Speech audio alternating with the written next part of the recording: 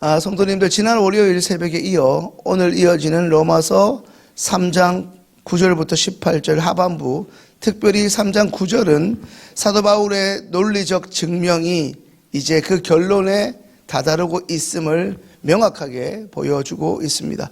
다 함께 로마서 3장 9절 말씀 함께 읽습니다.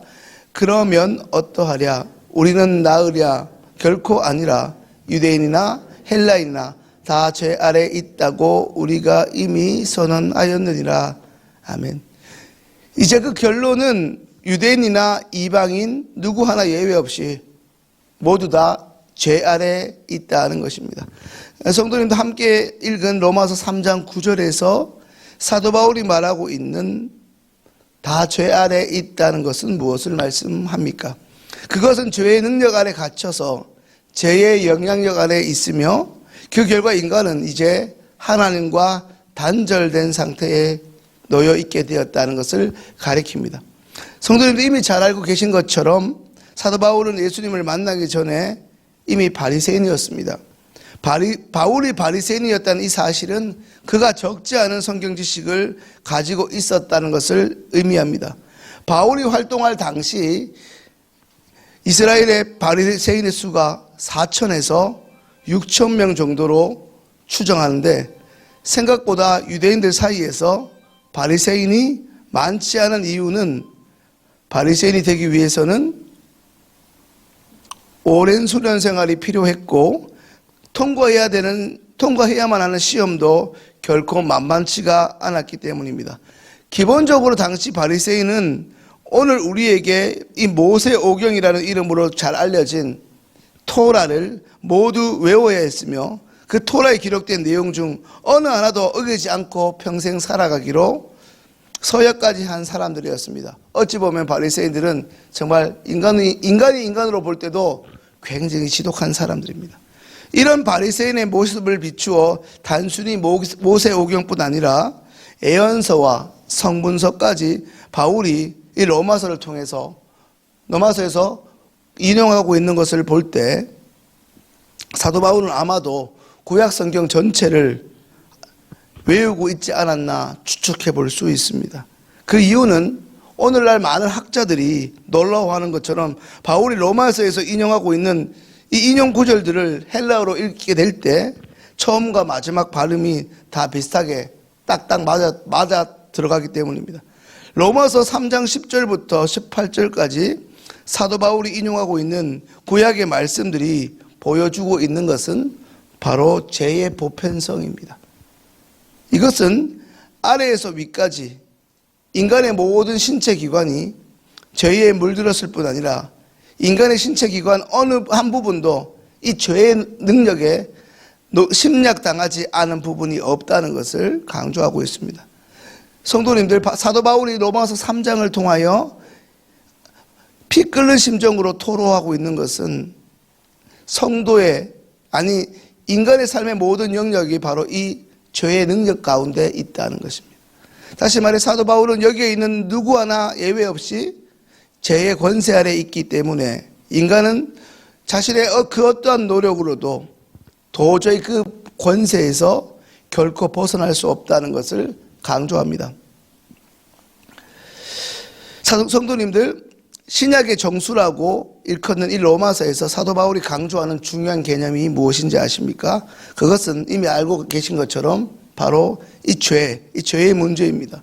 이 죄가 어떠한지 무엇인지를 분명히 알아야만 그 죄를 덮어주시는, 그 죄의 권세를 해결하는 하나님의 은혜가 무엇인지를 알 수 있고 그 은혜를 우리에게 허락하신 하나님께 감사할 수 있습니다.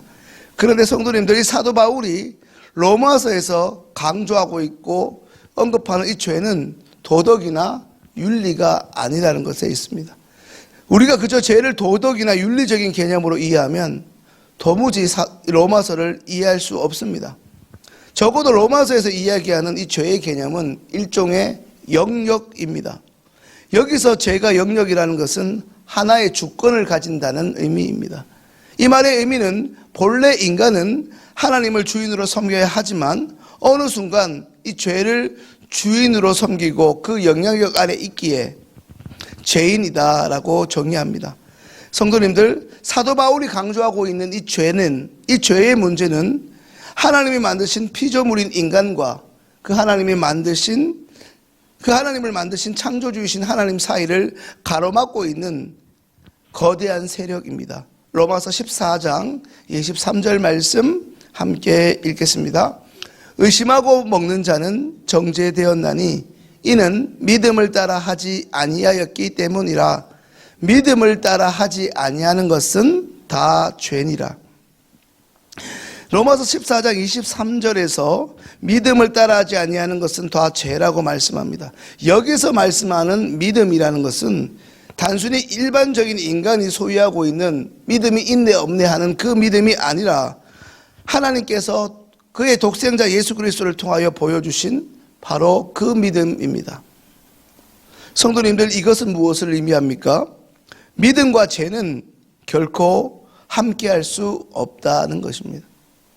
예수님의 신실하심 때문에 그분의 주권이 드러나는 곳에는 결코 죄가 드러날 수 없다는 것입니다.